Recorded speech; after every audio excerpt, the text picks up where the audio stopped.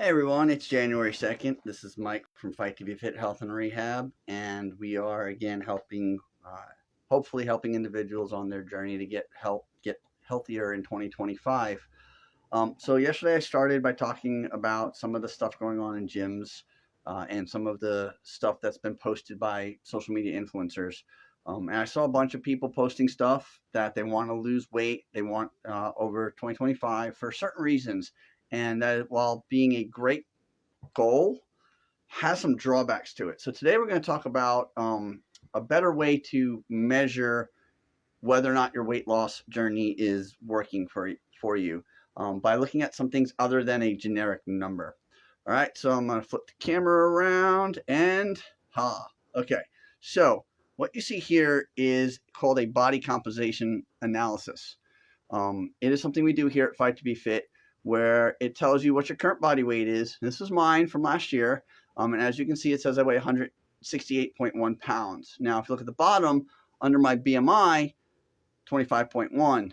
I've been arguing with my doctor over at the VA for a very long time as he was telling me I was overweight. A lot of people look at that and go, "You're nuts." No, because all I cared about was that BMI number.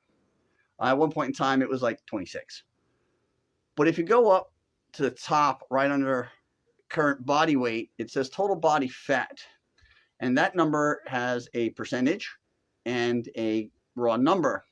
And my percentage is 14.9%.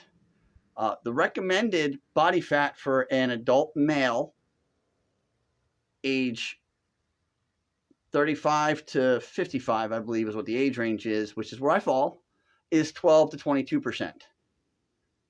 Meaning I'm well within that range. The next number you're going to see is called visceral fat score. My visceral fat score at this particular point in time was a 10. Now, depending upon the literature, a 10 was high.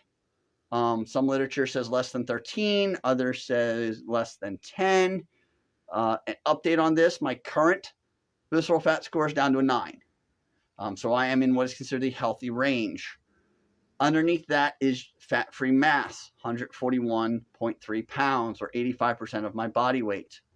And that's what the problem I was having with my doctor. What he wasn't understanding is the reason my BMI was so high, the reason my weight was higher than what he expected, was because I carry a lot of extra fat-free mass.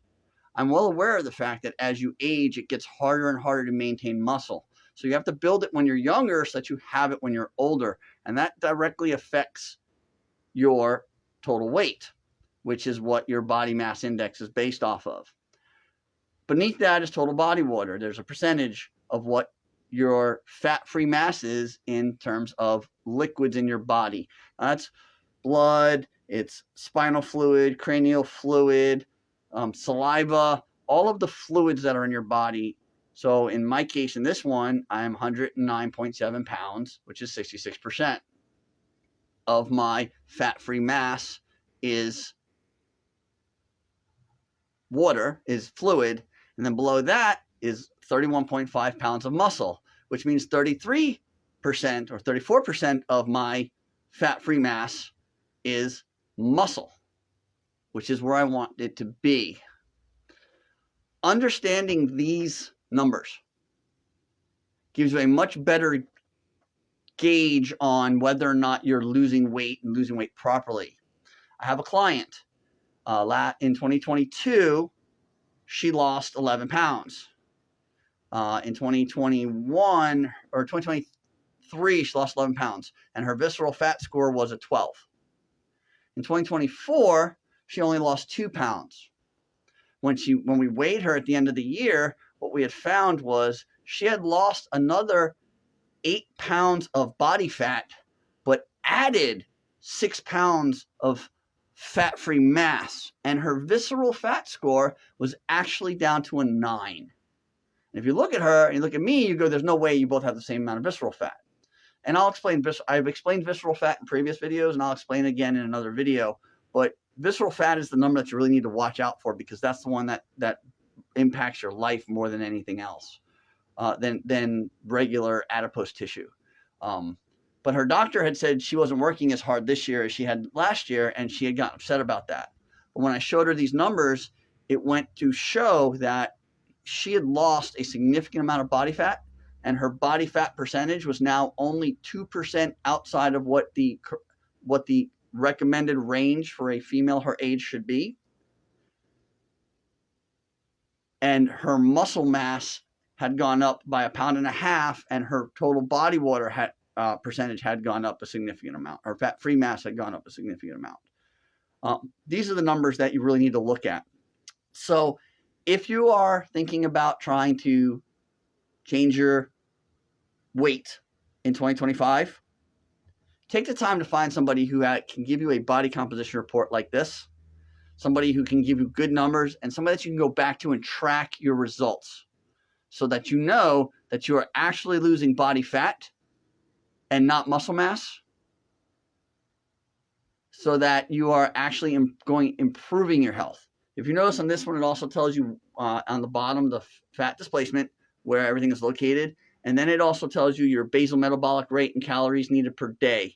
I'm going to do that in another video to explain that, because we go off of this arbitrary 2,500 calorie diet.